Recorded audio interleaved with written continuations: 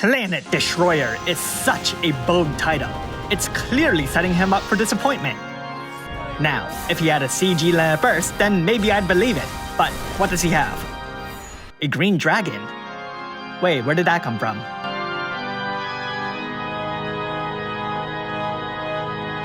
Planet Destroyer Kuja's Trustmaster reward is his boots. This accessory has low defense and spirit, while its magic stat is much better. It gets even better when equipped onto Final Fantasy IX units, as it has a passive that boosts their magic by a flat 500. This effect doesn't stack though, which makes sense because you can't wear 4 boots. His Super Trustmaster reward is his clothes, which can only be equipped onto guys. Wait, why?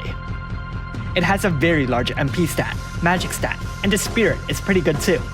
Furthermore, it also massively boosts your unit's equipment magic while they're carrying a single weapon. Onto his active abilities. Kuja has access to Thundaga, Flare, and Ultima, and the first 2 can be awakened to stage 3, while Ultima can be awakened to stage 2. Full Layer Burst is Full Layer Burst. True Seraphic Star deals light magic damage that chains up Bolt and Strike, inflicts a 130% light imperil, and inflicts an 85% full break. Wait, why is attack and magic 1% lower? Are you serious, Japan? True Flare Star is the same thing but fire, but also lacks the full break. My time is almost up. Can't be used at the start of the battle, which makes sense I guess, weird if you enters the battle about to die. The ability inflicts an 85% attack and magic break, a 87% defense break, a 89% spear break, a whopping 160% light imperil, and a 35% rod imperil. Time to die, everyone! Also can't be used at the start of the battle, which is just kind of disappointing in my opinion. It boosts Kuja's light damage by 30%, his Land Burst damage by 200%, boosts the damage modifier of his Land Burst, and gives him a 300% stored magic buff. The Curtain's Rise can be used once per battle, giving your team a powerful human killer buff. Passives.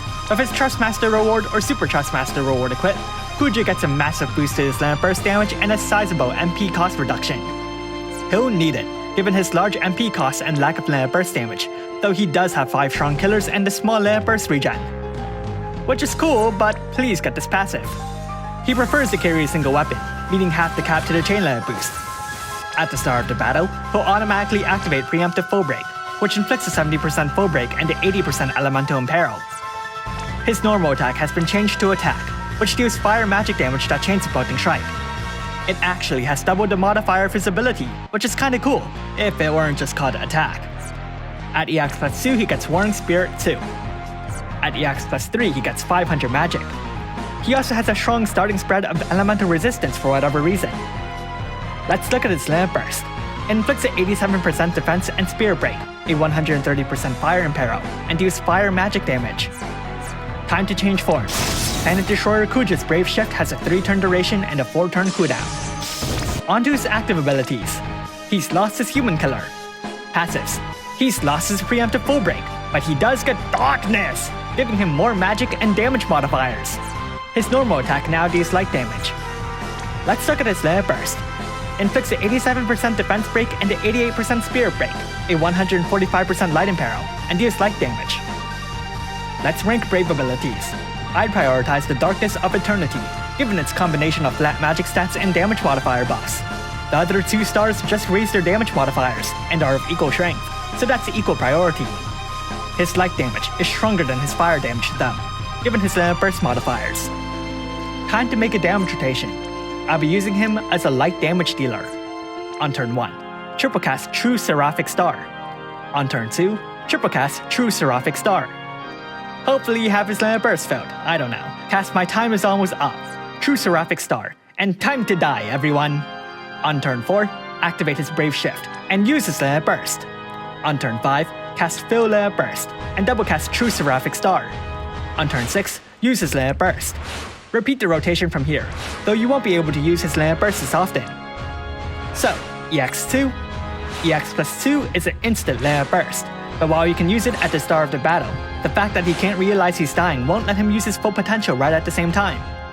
Still, with a heavy Layer Burst cost, there is a good chance that this will end up speeding up his rotation, which can be just as good. His Super Trustmaster reward can make your men look fabulous, except why can it not?